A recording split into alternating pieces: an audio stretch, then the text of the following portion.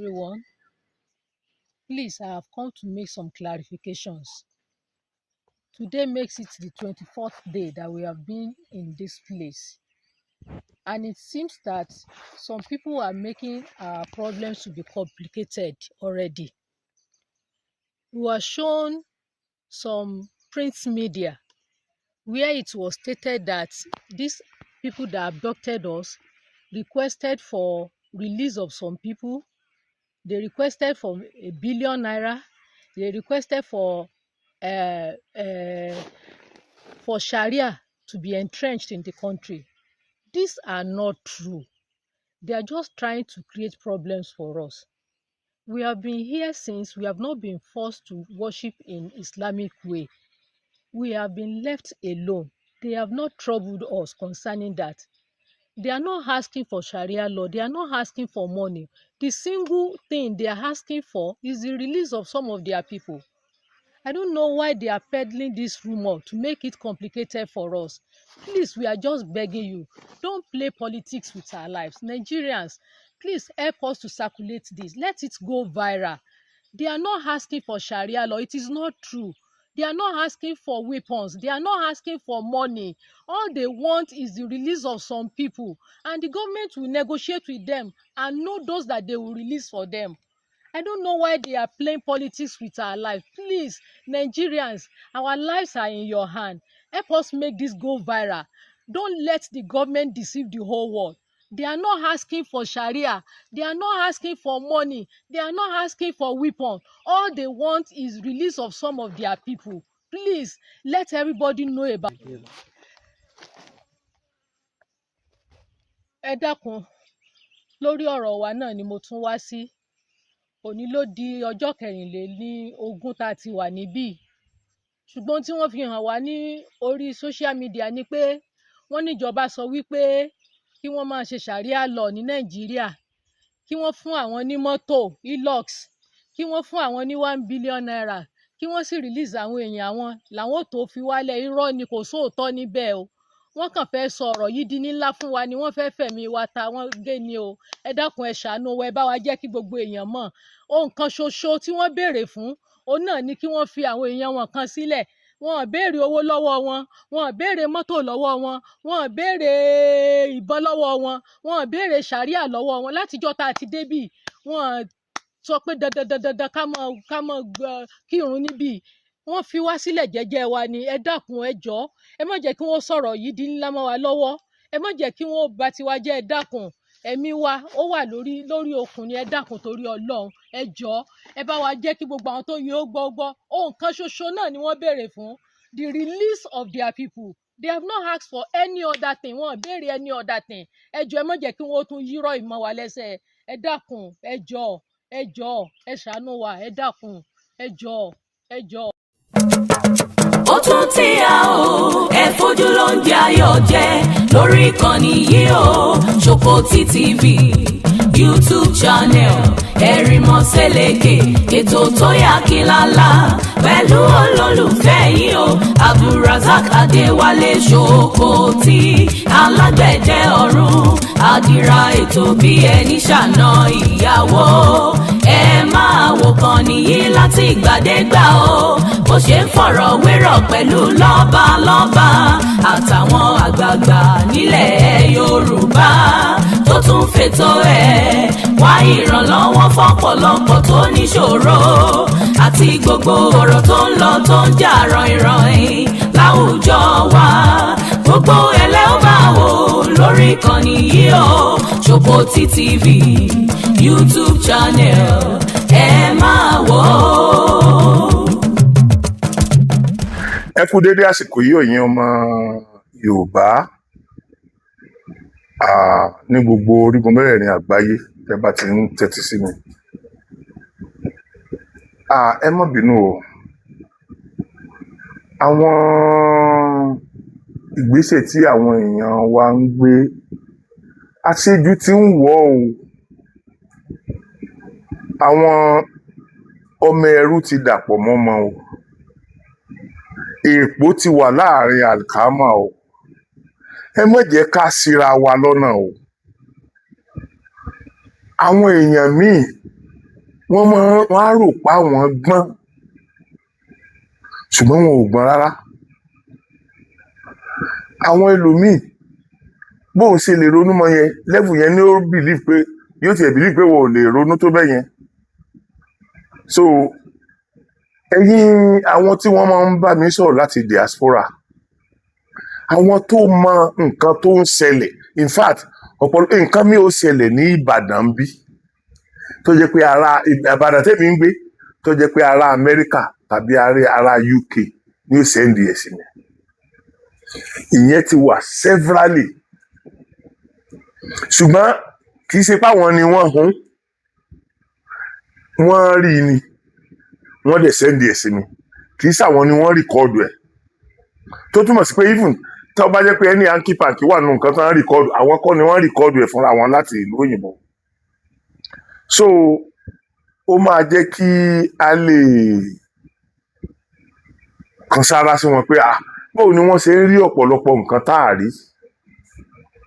Ṣùgbọ́n bákan náà àwọn tó ń ṣìyàn lọ́nà pọ̀ ńbẹ̀ yẹn gan náà wọ́n wà ní gbogbo orígun mẹ́rẹ̀ẹ̀rin àgbáńlá ayé. Bí ẹ̀yin tẹ́ reasonable ṣe pọ̀ tó yẹn, àwọn bad egg kọ̀ọ̀kan náà wà UK, wà l'Amẹ́ríkà, wà ní gbogbo ìlú òyìnbó tó jẹ́ pé ọ̀nà táwọn máa ń gbà ronú wọ́n dẹ̀ mú kinní yẹn kankan wọ́n fẹ́ kẹ́ ẹ mọ̀ pé táwọn ń sọ yẹn bẹ́ẹ̀ lórí tẹ̀ láì débẹ̀. Ẹ dákun, mo fẹ́ kẹ́ ẹ listen sí ọ̀rọ̀ tí máa ń kan láti UK bá mi sọ lónìí. Láti UK, ẹni tó ń gbé UK, lóòótọ́ àwọn nǹkan kan wà tí mo máa ń rí tẹ́ ẹ máa jù tẹ́mi kì í sọ̀rọ̀ lórí ẹ̀. Ọ̀pọ̀lọpọ̀ àwọn tó máa ń sẹ́ẹ̀dì nǹkan sí mi wọ́n máa ti mọ̀ pé ó lójú èyí tí mo máa ń lò, èyí tí n bá máa lò apart from pé wọ́n sẹ́ẹ̀dì ẹ̀ sí mi yẹn, màá ti wádìí ẹ̀, màá ti mọ ìdí òkodoro ẹ̀ kí n tó lè lò. That is why I fi pé ọ̀pọ̀lọpọ̀ àwa tá a jọ ń blog, ọ̀pọ̀lọpọ̀ ẹlòmíì máa sọ̀rọ̀ nípa nǹkan kan tèmi ò ní sọ̀rọ̀ nípa ẹ̀ torí ojú mi ò fínlẹ̀ síbẹ̀, mi ò rí kúlẹ̀kúlẹ̀ ẹ̀bẹ̀. Nínú pé irú nǹkan bẹ́ẹ̀ tó sì ń ṣẹlẹ̀, mo ti apologize bí ẹ̀ẹ̀mejì àbí ẹ̀ẹ̀mẹ́ta nígbà tá a bá dìsọ́ra pé nǹkan tá a sọ yẹn irọ́ rẹ̀. Whereas kì í ṣe pé ó wù wá láti parọ́, nǹkan tá a sọ kó ṣẹlẹ̀ ni. So èmi ti wá take it upon myself pé whatever tó o bá send sí mi, màá wádìí ẹ̀. Ìgbà tí n bá wádìí ẹ̀ tí mo mọ̀ òótọ́ tó wà níbẹ̀ ni màá tó sọ̀rọ̀. Lénìí mo ti ń lọ sí bedroom ni, aago mi wá ring, mo wá padà láti answer call yẹn torí àwọn ẹlòmíì wọn ń fojú di call tí mo padà lọ gbé yẹn ó lè jẹ́ call tí ó sọ mí di oríire tí mi ò ní rí tí ó wàá gbé fún mi ni. Ó sì lè jẹ́ kọ́ọ̀lù afẹ́ rescue èèyàn tí mo dẹ̀ lágbára àti ṣe. So automatically mi ò ń fi èèyàn pè mí, mi ò kí ń fi ṣeré. Àwọn tó wà ní diaspora mọ̀ pé tí n bá rí miss call mo máa ń pè padà, kì í ṣe gbogbo àná là ń ṣe yẹn. So ẹni wá pè mí, mo ti ń lọ sí bedroom, mo wá padà, ẹgbọ́n nǹkan tó wí torí Ọlọ́run.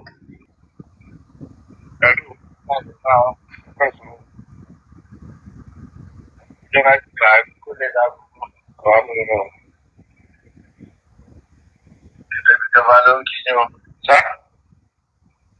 Ní ìlú ìjọba ló ń kí yín o. Ẹ káàárọ̀. Ṣé àná níbi tẹ́ wà lọ? Ṣé àná sùn? Nàìjíríà ni mo wà, àwọn pàtẹ láàárọ̀ lọ́wọ́.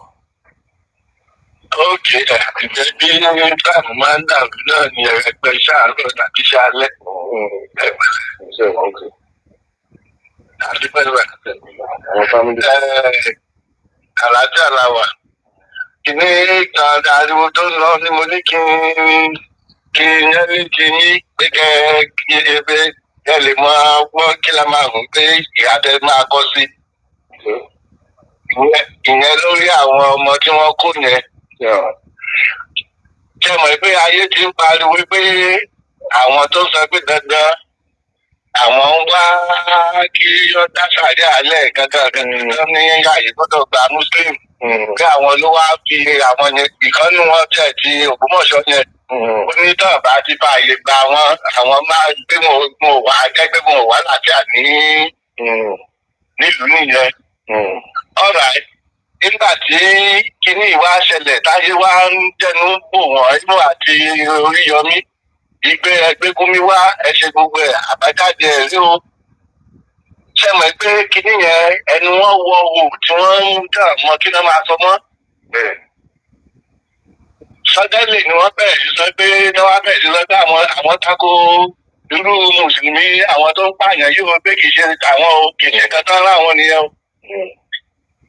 Kọ́dẹ̀ tó máa sọ̀rọ̀ yẹn nígbà táwọn alákatá tí dìbòlóge tó ń kóyàn yìí tí wọ́n ní wọ́n fẹ́ bá gómìnà sọ̀rọ̀.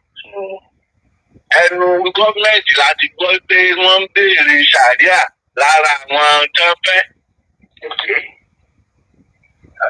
But lẹ́yìn iṣẹ́ mọ̀ pé nígbà tẹnu ń bò wọ́n yẹn tó ọmọ tó ń kálukú ń ṣàwáwí wọ́n kàn sọ wòtòwòtò wọ́n explain sáà ní táyé òde ẹ̀gbà. Àwọn náà ló lọ bá àwọn ọ̀daràn yẹn pé ká gbé máìkì sí obìnrin yẹn lẹ́nu kó lọ sọ pé àwọn obìnrin ṣàríà.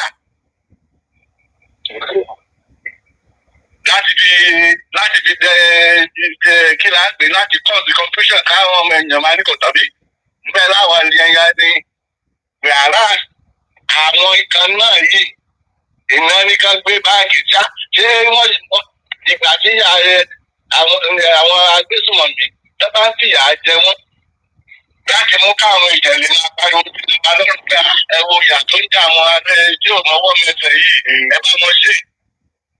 Bọ̀sùn òògùn òòlù yẹn ní ìsinyìí. Ṣé obìnrin yẹn wà níbi jáde ń negotiate ní tó fi mọ̀ pé wọn ò béèrè sàríà? Ìta àwọn ìgbé tó ń mú ẹnu ọmọ ṣe bínú káàpù lórí bí abẹ́ àmọ́ wọn lọ́wọ́ àmọ́ wọn ló wà. Ẹjọ́ òun wà bẹ́ẹ̀ nígbà tó ń negotiate pẹ̀lú àwọn ó ní àwọn kidnapper yẹn rí nǹkan táwọn èèyàn sọ pé tí wọ́n sọ wípé àwọn ilé ìlú sọ fún wọn ó kéde ìmú lédè sí àtúntò. Ṣẹ́rí problem níbi máa ń ní ṣẹ́rí tí mo fi ń lára balẹ̀ níta ẹ̀ sọ̀rọ̀ lórí èyí ló jẹ́ fídíò rẹ̀ ìrọ̀lẹ́ ìlú jáde. But mo fẹ́ fi ń lára balẹ̀ kí n jẹ́ ẹ̀sọ́ ti yín kí èmi náà sọ tèmi. So that's why they're calling 60 sí yín títí nígbà yẹn. Bàtẹ́ bá dé bí orí ọ̀rọ̀ obìnrin yẹn pé kí lòun ti wà bẹ̀ ni mo sọ fún yín pé èyí tó sọ ni wípé àwọn yẹn pé wọ́n ní gbogbo fídíò àwọn náà ní fídíò náà àwọn náà ní fóònù lọ́wọ́ náà wọ́n ní gbogbo àwọn nǹkan táwọn èèyàn ń sọ fún nípa àwọn òbèèrè ẹ̀rọ àwọn òbèèrè gbogbo àwọn nǹkan báyìí ní ó létí táwọn béèrè ní pé kí wọ́n jẹ́ káwọn swap tán fi àwọn kan sílẹ̀ nínú àwọn èèyàn táwọn tán mú káwọn náà kó àwọn èèyàn yẹn sílẹ̀ nǹkan tó sọ nìyẹn wọn àwọn táwọn máa sọ fún àwọn obìnrin sóbìnrin yẹn tó ní fóònù tí ó fi ṣe fídíò bẹ́ẹ̀ ni àbí láàrin wọn bẹ̀ yẹn yóò dẹ̀ kan sọ̀rọ̀ ṣùgbọ́n àti ètò pé báyà gbogbo wọn ti sáàkù bẹ̀ tó fi sọ̀rọ̀ ojú wọn ló ṣe ń sọ gbogbo tó sọ náà. Ẹ̀ka ní kò sọ ní ìgbẹ́. Ẹ̀ka ní kò sọ ní ìgbẹ́ náà. Ẹ̀yin wá rò pé irọ́ ni nǹkan tó sọ yẹn. Irọ́ pátápátá gbáà ni. Ẹ máa gbọ́ sà. Gọ́ọ̀mẹ̀ntì lè máa kúrọ́ máa. Ṣé ẹ kí ìyẹn sọ́dọ̀ yín sà? Èmi ò kí ó ṣe bẹ́ẹ̀ yẹn. Ṣé ń sọ̀rọ̀ bí ìgbà tẹ wà ń bẹ̀ bí ìgbà tó jẹ́ pé èyí tẹ wà ní sí ìtẹ́ ti ń sọ̀rọ̀ yẹn. Èmi ò ká ṣe bá wà bọ̀ ká ẹ lè sọ pé ẹ rò pé ẹ ti wà sí ẹ̀yìn tó bá wọ́n ṣe tó tó yẹ kó káyé lójú. Àwọn amájọba wọn tí tó ń jẹyàn pé máa ṣe pé wọ́n lẹ́mọ̀ àgbàmọ̀ tá a ti gbé òun dábàá ní ká sọ jáde náà máa ń sọ. So tó bá sọ yẹn tí wọ́n ti wá bí ṣé owó náà wá bẹ̀rẹ̀ sí. Tó bá jẹ́ pé ẹ̀yìn kan níbẹ̀ tó bá jẹ́ pé ẹ̀ ń fara balẹ̀. Àwọn tó fẹ́ fi kó tó fẹ́ fi tọrọ àwọn ọmọ gbé. Mo fẹ́ lọ ọbẹ̀ ní òṣèlú láyé sọ̀rọ̀ rẹpẹtẹ mo fẹ́ lọ ọbẹ̀ ní ìgbà mo fẹ́ lọ wẹ̀ ní gbà tó yẹ ṣùgbọ́n ẹ wà lára àwọn èèyàn tó ń da nǹkan yẹn rú bẹ́ẹ̀ yẹn pẹ̀lú ọ̀rọ̀ tẹ́ ẹ sọ yẹn nítorí pé ẹ sí lára wọn náà kì í ṣe bẹ́ẹ̀ wà láàrin àwọn kidnapper yẹn tẹ́ ẹ ti pé wo pé òkè irọ́ ni wọ́n ń pa mọ́kànlá kó sọ bẹ́ẹ̀ ni ẹ lè sọ bí ẹni bẹ́ẹ̀ ni pẹ̀lú wọn lẹ́jọ́ mú wọn pamọ́ síbẹ̀ yẹn. Nítorí yẹn ti sáyé lójú tó bẹ̀rẹ̀ tẹ́ ẹ̀jẹ̀ ní irọ́ ni kò sí sẹ́yìn wà ń bẹ̀ ni.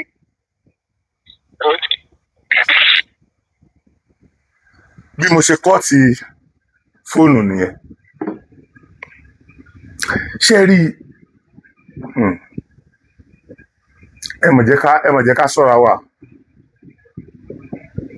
àwa là ń polè kó wájà àwa náà látò polóko wa mú ní hatred tí ẹlòmíì ní sáwọn ìjọba ẹ̀yin náà rí nínú àwọn ẹni yìí gbogbo ohun tó ń ṣẹlẹ̀ yẹn ìjọba ló ń dà lé lórí mo dẹ̀ sọ fún yín ẹ rí i pé fídíò kan wà tí mo ti sọ pé èmi pẹ̀lú Ṣèyí Mákindé a kì í ṣọ̀rẹ́ o ṣùgbọ́n lọ́wọ́lọ́wọ́ báyìí mò ń gbúròó iṣẹ́ takuntakun tó ń ṣe ibi tẹ́mi ti gbọ́ àwọn ọ̀rọ̀ yẹn ẹ̀ lè débẹ̀ láéláé bàbá tó ń sọ̀rọ̀ yẹn ò lè débẹ̀ láéláé torí ó ní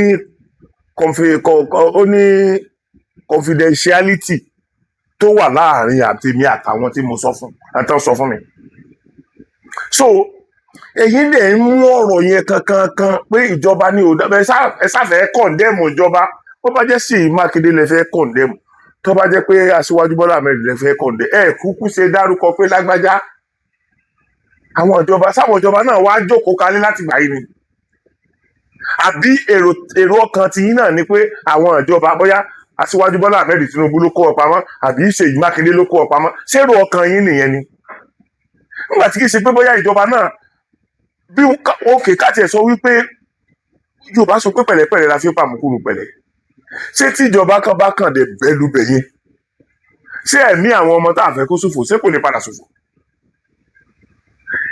àwọn náà negotiation kan náà ló máa dé ibi tí wọ́n sọ̀rọ̀ dé yẹn rumors lè wá pé wọ́n náà fẹ́ nǹkan báyìí wọ́n náà fẹ́ nǹkan báyìí wọ́n náà fẹ́ èmi ò jiyàn ṣùgbọ́n ẹni tó wà ńbẹ̀ tí wọ́n ní kó sọ fún wa wípé gbogbo ohun tí wọ́n láwọn béèrè yìí o àwọn ò béèrè rẹ̀ o ní táwọn ń béèrè ní kan swap àwọn èèyàn àwọn ẹ dákun torí Ọlọ́run àwọn ọmọ ìjọ jínigbé yẹn tí wọ́n wà ní prison yard lọ́yọ̀ state wọ́n á ta sírì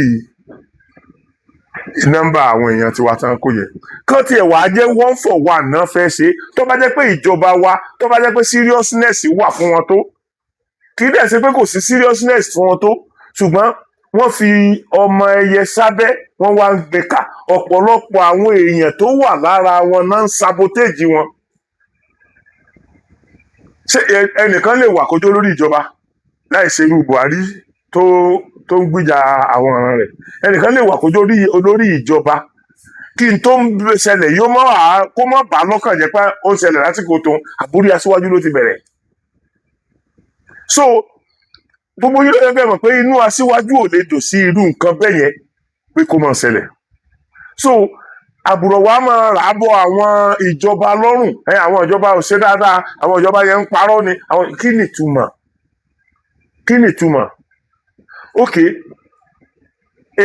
irú ètò mi ń rò pé ó yẹ ká máa sọ̀rọ̀ lórí ni pé ok kí ìjọba swap fún wọn because ọ̀rọ̀ àwọn tògbómọ̀ṣọ́ yìí ṣe ìrántí pé wọ́n ń pa 100 wọ́n ń pa 200 lókè ọ̀yà ni ó ti mọ́ wọn lára àwọn ọmọ ìyá wọn ni àwọn afálù ẹ̀mí ju gbogbo yẹn lọ ẹ wo ariwo tí wọ́n ń pa all over the world lórí àwọn tí wọ́n kó l'Ógbómọ̀ṣọ́ yẹn ẹ wo ariwo táwọn èèyàn ti pa èmi gangan mo ti ṣe fídíò bíi 3 àbí 4 lórí ẹ̀ so tó bá wá jẹ́ pé ìjọba tá a bá rí àwọn agbẹ̀yìnbẹ̀bọjẹ́ tó pọ̀ nínú ìjọba yẹn tó jẹ́ pé wọn ò fẹ́ kí ìjọba yìí ṣàṣeyọrí torí àìṣàṣeyọrí ìjọba yìí ni ọ̀nà oúnjẹ tí wọn ò fi ní dí tó bá jẹ́ pé inú konú nítorí yẹ kí ìjọba ó ṣe ni pé kàn swap mo fọlọ́run lédùmarè búra torí ẹni tó bá jẹ́ pé fámìlì rẹ̀ wà náà tó wà ń bẹ̀ yẹn kò ní ẹ́fà bá wọn rò pé kàn mọ̀ swap tó bá jẹ́ pé swap yẹn nìkan náà fẹ́ ẹ jẹ́ ayọ̀ yẹn náà fún wọn nínú tiwa bọ̀ ṣèjọba ṣé àwọn tí a fẹ́ fi ilẹ̀ nínú tiwọn yẹn ṣé kìí sí àwọn tí ó tún máa padà jí wa gbé tàbí àwọn tí ó máa pa wá ni ìjọba ló yẹ by now èmi rò pé látijọ́ tí wọ́n ti kó wọn sísìn yẹn ó yẹ kí wọ́n ti design ọ̀nà táwọn ó gbà tí wọn ò fi ní rí wa jí kó mọ́ báyìí tó ló wá jẹ́ pé ó ti dá wọn lójú pé wọn ò ní rí àwọn èèyàn wa kó mọ́ èèyàn swap àwọn eléyìí pẹ̀lú wọn ká wá máa bọ́ sínú igbó ká máa dáná sun wọn ká máa pa wọ́n bí ẹ̀ ń pẹran bọ́ ìgbà táwọn èèyàn wọn wà ń bẹ̀ sí a lè expect kí wọ́n lọ yìnbọn sáàrin wọn bẹ̀ yẹn ṣé gbogbo operation náà ni ó dàbí operation Ìbàdàn yẹn tí ìbọn ò bá sísítà mi tó wà níbẹ̀ yẹn àtàwọn ọmọ ẹ̀ ṣé gbogbo operation náà lẹ́rù kó lè rí bẹ́ẹ̀ lórí lẹ́rù kó lè yí sí tó bẹ́ẹ̀ yẹn Ọlọ́run fún àwọn yẹn ṣe ni wọ́n lo ọpọlọ wọ́n lo intelligent tán ní gẹ́gẹ́ bí ọlọ́pàá and oríṣiríṣi ni mo ti ń gbọ́ pé àwọn ọlọ́pàá yàn wá lábì kankan ọlọ́pàá Ọ̀yọ́ state yìí ni o kódà ọ̀dọ̀ DPO kan náà ti wá mi ò fẹ́ sọ ọ̀dọ̀ DPO kan ni DPO yẹn ló lọ ṣiṣẹ́ yẹn on behalf of the commissioner of police so ní tí mò ń try láti sọ ni wípé ẹ méje ká fi gbogbo ẹ̀ máa kọ̀ndẹ́mù ìjọba ọ̀pọ̀lọpọ̀ nǹkan là lè dá sí tó jẹ́ pé ìjọba yìí náà ló lè ṣe ẹlẹ́ran ara làwọn náà ń tá a bá kọ̀ndẹ́mù wọn lórí ẹ̀tọ́ ẹ̀rù máa ń bà wọ́n náà àwọn náà mọ̀ rún pé wọ́n rí lè sọ ṣùgbọ́n wọn ò lè sọ fún abẹ́ ni àwọn náà mọ̀ pé yes ayé kọ̀yìn sáwọn lórí eléyìí ṣùgbọ́n tábọ̀ wá ní àti tí wọ́n ráìtì lórí ẹ̀ àti tí wọ́n rọ́ǹgì lórí ẹ̀ gbogbo ẹ̀ náà láàmú àdìrò wọn ẹ jẹ́ àrọ̀rà nígbà tó yẹ pé tán bá tó kọ́ àwọn ọlọ́run ní jẹ́ orí bẹ́ẹ̀ tán bá tó kọ́ àwọn ẹlòmíì lọ́la àwọn ìjọba yìí náà látọ̀ lọ bá nà ó wá ìta nǹkan ǹdẹ́ mọ́ tí ò jẹ́ pé ní tí wọ́n bá ṣe tó kù díẹ̀ káàtó ní ká máa sọ fún wọn. ẹ mọ̀jà hate ìjọba ọ̀pọ̀lọpọ̀ nínú àwọn tó ń sọ̀rọ̀ gan lénìí ìfẹ́ àwọn tó ń wà ní ìgbèkùn yẹn kọ́ ni wọ́n ní o ìfẹ́ wọn kọ́ ni wọ́n ní ẹlòmíì ó ń fi wọ́n ṣe content ni bọ́ọ̀ sì wà ń bẹ̀ yẹn inú rẹ̀ ò dùn inú rẹ̀ ń dùn lórí content tí ó sì ọ̀pọ̀lọpọ̀ ọ̀rọ̀ yẹn ibo náà lẹ́mọ̀ tí ọ̀rọ̀ wọn ni wọ́n fẹ́ gba sẹ̀ríà wọn ni wọ́n fẹ́ gba mọ́tò méjì wọn ni wọ́n fẹ́ gba 1 billion wọn ni wọ́n fẹ́ ṣe kínní ọ̀dọ̀ àwọn kan náà ni ó ti jáde náà kí ló sọ fún apọ́dọ̀ gọ́fìmẹ̀ntì ni so àwọn èèyàn yìí ọ̀pọ̀lọpọ̀ nǹkan la máa yà kúrò lọ́nà ibi tó wà nítorí selfish interest títí wá ẹ wá rò pé Ọlọ́run lè mú yàn lórí irú wà bẹ́yẹn kéèyàn ó dẹ̀ wò sùnsùn bí ìgbà tí à ń make jest of àwọn tó wà bẹ́ẹ̀ nìyẹn nígbà tó bá ti jẹ́ pé gbogbo nǹkan tá a gbọ́ là ń sọ now ẹni tó wá wà ń bẹ̀ gangan tó fẹ́ jẹ́ bí aṣíwájú wọn ń bẹ̀ tàbí highest in rank nínú àwọn tó wà bẹ́ẹ̀ ó wá jáde ó wá fẹnu rẹ̀ sọ̀rọ̀ ó wá jẹ́ ká mọ̀ wípé gbogbo nǹkan tí wọ́n ń sọ yẹ o wọ́n pe wọ́n ní nǹkan báyìí láwọn èèyàn yín ń sọ ń lépa àwọn request fún àwọn ò request fún àwọn nǹkan yẹ o ní táwọn request fún nǹkan ẹyọ kan báyìí ni o so wá ṣe fídíò lé lórí ṣé ìgbà tí ń ṣe fídíò yẹn ṣé àwọn yẹn ti kú ni wọ́n sì láyé àbí fóònù ara rẹ̀ ló fi ń ṣe so nǹkan tó ń sọ pé kó sọ nìyẹn wọ́n fẹ́ ká mọ̀ pé nǹkan báyìí làwọn fẹ́ á ní nǹkan tó láwọn fẹ́ yẹn ṣé ìjọba orílẹ̀-èdè náà wá gọ̀ tó bẹ́ yẹn tán bá decide láti ṣe swap kán decide láti ṣe swap ṣé àákò tí wàá ránṣẹ́ sí wọn ni pé kán bá wa dá tiwa lẹ̀ ṣé àákò tí wọ́n ránṣẹ́ sí wọn ni ṣé bí ó ní arrangement bí wọ́n ó ṣe ṣe ẹ̀ kó ti yín wá bì àwa náà kó ti wọn wá ọ̀yá a máa exchange wọn kọ̀ọ̀kan tí a fi rí tiwa gbà pátápátá wọn nígbà tí èsì pé ìjọba gọ̀ tí èsì pé orí wọn ò pé tí nǹkan bá ti dé báyìí tó bá dé bọ́lọ́gbọ́n wọn máa ń dòmù gan ni tó fà á tá a fi ń pariwo púpọ̀ lórí wọn nìyẹn àti pé iṣẹ́ tí àwọn kí ni mo lè pè wọ́n àwọn agbẹ̀yìn bẹ́bọ jẹ́ tí wọ́n wà lára ìjọba ìtọ́jú àwọn náà wà nínú ìjọba iṣẹ́ táwọn ń ṣe gangan nìyẹn. Iṣẹ́ ọwọ́ wọn ni pé kí gbogbo ìsáà máa dàrú lọ báyìí. So màá kàn rọ ìjọba Aṣíwájú Bọ́lá Ahmed Tinubu, ẹ discover ara yín o, ẹ discover àwọn tó jẹ́ agbẹ̀yìnbẹ́bọjẹ́ nínú yín gangan. By now yẹ kẹ́ ẹ ti discover wọn. Ṣé bẹ́ẹ̀ mú àwọn ará bí ọ̀pọ̀lọpọ̀ àwọn èèyàn náà wọ́n ti mú náà. Ṣé wọn wàá sọ̀rọ̀ wọn àti ìlérí kankan tán dárúkọ fún yín rí? Gbogbo àwọn tẹ́ ẹ̀ mú yẹn nígbà tí wọ́n fọwọ́ lé mú wọn tán tọ́jọ́ wọn. Bí wọ́n bá ń sọ̀rọ̀ pé wọ́n ní wọ́n mọ̀ tọ́jọ́ mọ̀, kì í sọ̀rọ̀ irú àwọn ajínigbé ni wọn ò ní tọ́jọ́. Àwọn irú eléyìí kọ́ bẹ́ẹ̀ tọ́jọ́ àwọn eléyìí wọn ò ní jẹ́wọ́. So àwọn innocent bóyá wọ́n jà sí kinní kan tàbí wọ́n ló mú kinní yẹn, irú àwọn yẹn ni a lè ní ẹ mọ̀ tọ́jọ́ wọn. Bọ̀ àwọn jínipa yìí wọ́n bá tọ́jọ́ wọn ò lè sọ̀rọ̀. So ṣé wọn wà á tí sọ̀rọ̀ kankan fún yín náà ni tó lè máa expose àwọn èèyàn yẹn? Ẹ dákun, ẹ wo àwọn tán mú nìbàdàn, ẹ wo wọn torí ọdún sáwọn Fúlàní náà nìyẹn. Ìpá ń para rẹ̀ olóhùn pàjá. So ariwo àwọn Fúlàní ti dé kinní kan, wọ́n ti dé kinní kan, ó yẹ kó máa dínkù báyìí. Torí pé ọ̀pọ̀lọpọ̀ nǹkan tó ń ṣẹlẹ̀ lọ́wọ́lọ́wọ́ báyìí nílẹ̀ Yorùbá à ń pẹ̀lú ṣe. Èyí tí ò bá ti jẹ́ pé àwọn gangan náà lọ kidnap fúnra wọn, àwọn ni wọ́n jẹ́ olùtọ́ka ilé ìlówó báyìí ló ṣe máa ń rìnrìn ẹ̀, àgọ́ báyìí ló máa ń jáde, yóò lọ bí sẹ́ńgbà báyìí. Bẹ́ẹ̀ àwọn Yorùbá dẹ̀ sọ pé agbépo lájà kò jalè bí ẹni tó gbà á lẹ̀. Ìdí tí wọ́n fi sọ bẹ́ẹ̀ ni pé epo tó gbé lájà yẹn kò sí bó ṣe lè gbé wálẹ̀, kò gbọdọ̀ jábọ́ lọ́wọ́ ẹ̀, kò dẹ̀ lè gbé kò lè gbé epo kó máa gbé bọ̀ sísàlẹ̀ láì ní pé kó jábọ́ tàbí kó ọjà òun náà bọ̀. Tí epo bá lè jábọ́ tàbí tí epo já òun náà bọ̀, àwọn onílé ó tají. So tí ò bá wá sí ẹni tí ò bá gbà ń sálẹ̀ kò ní lè gbé epo yẹn, kò ní lè gbé epo látòkè wá sálẹ̀. Ìyẹn làwọn Yorùbá fi sọ pé agbépo lájà ò jalè bí ẹni tó gbà á lẹ̀, because ẹni tó gbà á lẹ̀ ló jẹ́ kó rí nǹkan yẹn ṣe. Ìbákan débẹ̀ á lè jáde náà àfikún yẹn lẹ̀ bẹ́ẹ̀. So àwọn ọmọ Yorùbá ẹ jẹ́ ká nífura o, ẹ má jẹ́ káwọn èèyàn ti wà ní tìkùtì o, ẹ jẹ́ ká steady pẹ̀lú nǹkan tá a bá ń ṣe.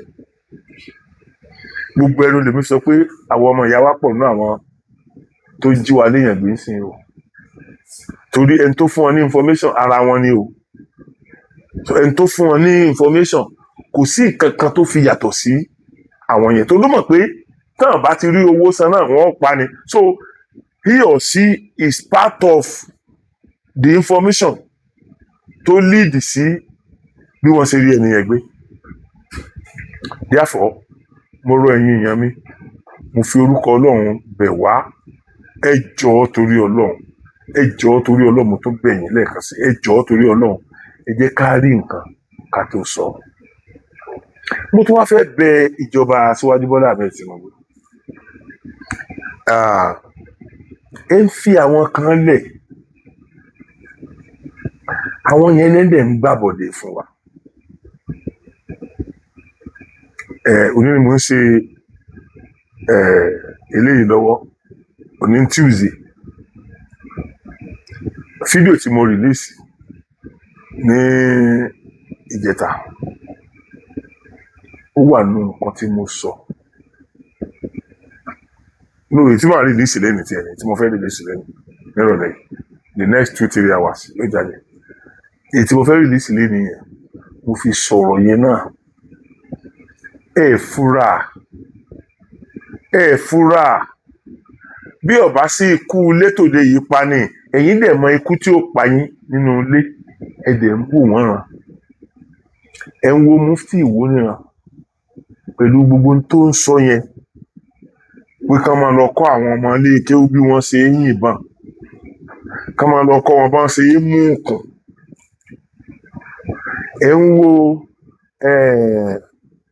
Emir Ìwó náà níran pẹ̀lú bó ṣe ń ba nǹkan ìbílẹ̀, gbogbo nǹkan ìbílẹ̀ wa tàbí gbogbo àwọn nǹkan ìṣẹ̀dálẹ̀ wa bó ṣe ń dàrú ẹ̀ ń wò òun náà níran ẹ̀ lè ṣe nǹkan kan.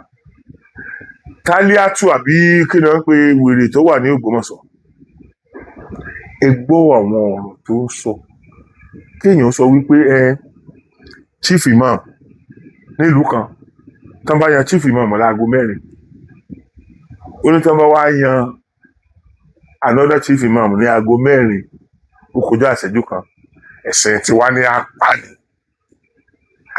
kéèyàn dẹ̀ ya wèrè kọ́ máa sọ orú ọ̀rọ̀ yẹn. Òun náà ló sọ wípé àwọn èèyàn ó ní àwọn èèyàn yẹn pé àwọn ìjọba bá òun sọ̀rọ̀ ìgbà tíjọba bá òun sọ̀rọ̀ ìjọba sọ pé àwọn èèyàn ń bá òun sọ̀rọ̀ pàtàwọn èèyàn tòun bá òun sọ̀rọ̀. Ẹ jẹ́ kí n tiẹ̀ ń bọ̀ ẹ jẹ́ kí n ra play kìíní yẹn fún yín díẹ̀ ẹni sùúrù. Èmi gẹ́gẹ́ bí ìmáàmù ní ìsìn táwọn jọ̀mọ́ mi bá wá sunkún bá mi wípé ó dá ìyá nǹkan báyìí ń jẹ àwọn kí n wá dìde láti béèrè fún nǹkan yẹn lọ́dọ̀ ìjọba kí ìjọba máa wá sọ fún mi pé Nigeria is a secular state so gbogbo yẹn ẹ má gbé débi ẹ má gbé débi. Ṣé ti rí kéèyàn la ẹnu rẹ̀ kó sọrú yẹn kó sì tán máa gbé nínú agbo ìlú yìí níbi tí ìjọba wà láì ṣe pé kò sí ìjọba. Tó bá ṣe irú àwọn èèyàn kan tó reasonable kan ló sọrú eléyìí ṣé ẹ ti ní gbé ṣé ẹ mọ̀ pé àwọn èèyàn fẹ́ dá ogun ẹ̀sìn ogun ẹlẹ́yàmẹ̀yà ogun ẹlẹ́sìnmẹ̀sìn ṣé ẹ mọ̀ pé táwọn yẹn fẹ́ dálẹ̀ náà ẹ̀dẹ̀ ń wò wọ́n ràn ẹ̀ ń worú àwọn yẹn ràn náà táwọn náà fi dèrè Gumi tí wọ́n èdè Gumi ẹjẹ tí ẹ ra fi fídíò ọmọkùnrin kan tó sọ̀rọ̀ nípa Gumi ẹjẹ fi hàn. To be honest with you, I've been restraining myself for a very long time not to speak in public to Sheikh Ahmad Gumi with profound respect to him. But first of all, I am a Muslim. Secondly, I'm a Northerner. And I think he is not representing what we should stand for as Muslims, whether as Ahlus Sunnah or any other seriously, moderate and responsible Muslim. Sheikh Gumi is a retired military officer. Yeah. Sheikh Gumi is a leader of people and is an Islamic scholar. But this behavior that has refused to go away, or he has refused to stop it, I think people like us should be able to tell him it is time he stops and have the real fear of Allah subhanahu wa ta'ala and stop misrepresenting what Islam stands for. If he wants to be a politician, he should come out and tell us what he wants to do, because some of them have started declaring for candidacy, which is their fundamental human right. Yeah. So he should not hide behind anything. Secondly, if he wants to be a negotiator of bandit under any guise, also he should take a clear position so that Nigeria will take a position, in that regard. Yeah. But having said that, I think it is becoming borderline irresponsible for such a person that we used to look with a high level of respect to start misguiding people because we have teeming youths in northern Nigeria that are needing, the right kind of leadership, the right kind of direction. Don't forget that Sheikh Gumi last year was banned from entering Saudi Arabia with a valid visa, which before then, by the way, since I think 2010, he has not been allowed to enter Saudi Arabia. He called it politically motivated.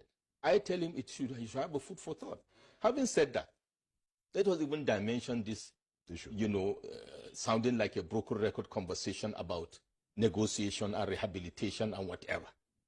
To Sheikh Gumi and others that are proponents of this, what would they say to the family of the people or the families of the people that these people have massacred? Or has he forgotten the injunction in the Holy Quran about those that took arms and killed innocent people, be they Muslims or non-Muslims, that are non-combatant, that are not fighting against you, that are helpless people? In addition to that, talk about negotiation. We are here last 2 or 3 months, a known bandit in Katsina who killed an assistant commissioner of police in action, wore his uniform, took his gun, and went to the so-called negotiation with government officials. What did Sheikh Gumi say about that? What is his own position about that? Is he saying that that particular kind of person is a victim? This man is just gaslighting these people. What will he say about those others that were quote-unquote rehabilitated in Maiduguri and others, and even integrated into the army, and turn the gun against their fellow army officers and go about disclosing the movements, and the logistics. And these things that we're saying, these are facts. These are facts. If I knew we were going to have this conversation, I've written about it. I even have their names and the name of the officers they have killed.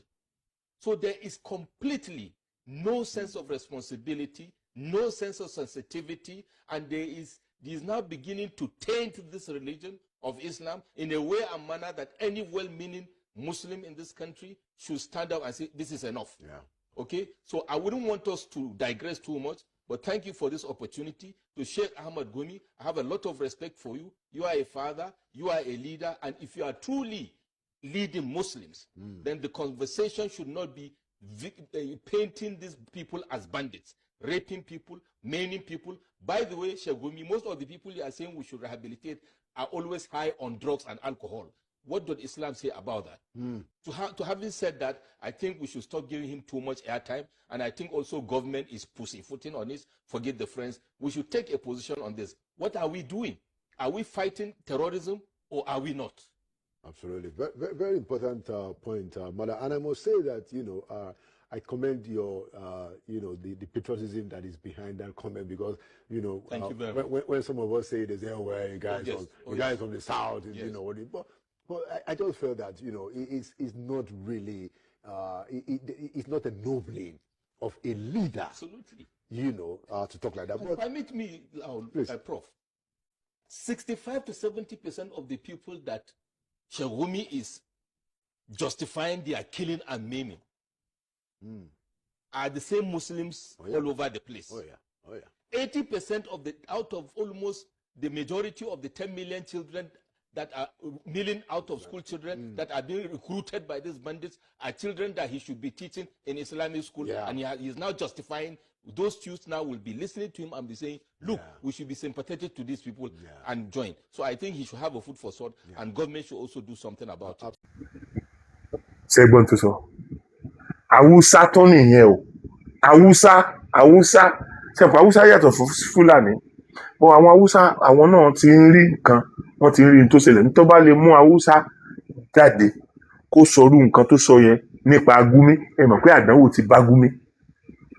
Ṣùgbọ́n bá ṣe ládánwò bá tó yìí náà, ṣe nígbà tí ìjọba bá ṣe nǹkan kan lórí ẹ̀rín, lójú mi ó dàbí ẹni pé ń bẹ̀rù Gumi, bí ẹni pé ilé ayé ò parẹ́ tẹ́ bá ti gbérú àwọn Gumi yẹn, tẹ́ gbérú àwọn wèrè lẹ́nu bí ọṣẹ tó wà ní Ìwó tó pẹ̀rẹ̀ mufti yẹn tó tẹnu ẹ̀ mọ́ ń pàṣà bí ọṣẹ yẹn, ó dàbí ẹni pé ń bẹ̀rù àti gbé, ẹ̀ ń bẹ̀rù àti dethrone Emir Ìwó náà, ẹ̀ wá ń bẹ̀rù àti ẹ̀yin tètè bẹ̀rù àti gbé irú àwọn yẹn, tẹ́ bẹ̀rù irú àwọn àti gbérú àwọn kéékèèké yẹn àti tìgbómọ̀ṣọ́ yẹn, sẹ́yìn lẹ́ wà láyà láti àrẹ́sì Gumi, sẹ́yìn lẹ́ láyà láti àrẹ́sì Gumi, ẹ̀dẹ̀ tún jẹ́ wọn ó kóra wọn jọ, ẹ̀ ń fààyè gbà wọ́n, àwọn tó ń kó wọn jọ lẹ̀ ń fààyè gbà yẹn, automatically àwọn náà tún máa kẹ́gbẹ́jọ. Ṣùgbọ́n nígbà tí olórí wọn bá wà nínú ọgbà ẹ̀wọ̀n, kálukú wọn sànà àwọn àwò pé n tó mú olórí àwọn tó fi wà mẹ́yẹn tí wọn ò fi ilẹ̀, bóyá tí wọ́n bá tiẹ̀ máa bóyá pípa ni wọ́n pa wọ́n á rí bẹ́ẹ̀ yẹn. Èmi bẹ̀ yín, Aṣíwájú Bọ́lá Ahmed Tinubu, ẹ ṣe the needful. Gbogbo àwọn tó fẹ́ fi ọ̀rọ̀ ẹ̀sìn bà ilẹ̀ Yorùbá jẹ́, ẹ ṣe the needful lórí wọn. Ilé bàbá yín àti ìyá yín lélẹ́yìí, so ẹ má rí pé wọ́n á ní kí ló kàn yín mẹ́. Táwọn ọmọ làbá ṣe sọ pé kò sí tọ́kàn yín àwọn ẹ̀yin nípa ìgbésí ayé àwọn, ṣé wọ́n tó ní kò sí tọ́kàn yín nípa ìgbésí ayé àwọn ọmọ ìyá yín àtàwọn àtàjọ́ ọmọ ìyá yín tàjọ́ ọmọ bàbá yín.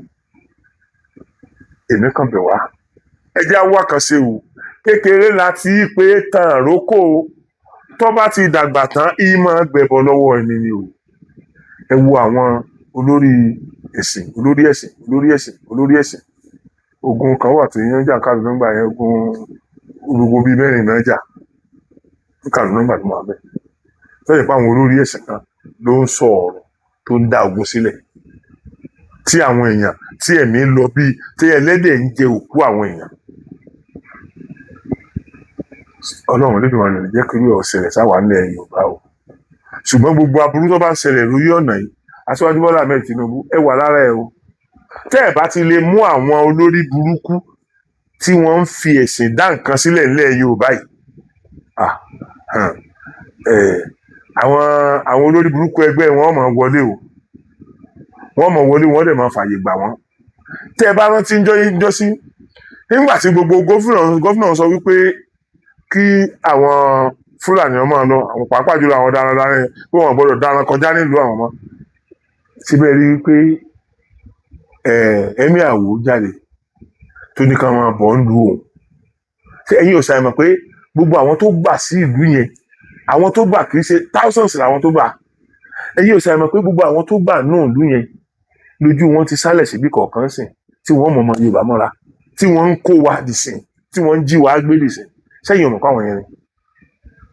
So tó bá kọjú sí yẹn ta tó bá kọyìn sí yẹn ta tó bá kọyìn nìkan ẹ̀tọ́ ru ara yín pa ẹ̀yin ọmọ Yorùbá ọ̀rọ̀ yóò ní jù báyìí lọ mo kí gbogbo wa wípé yóò fẹ́ràn.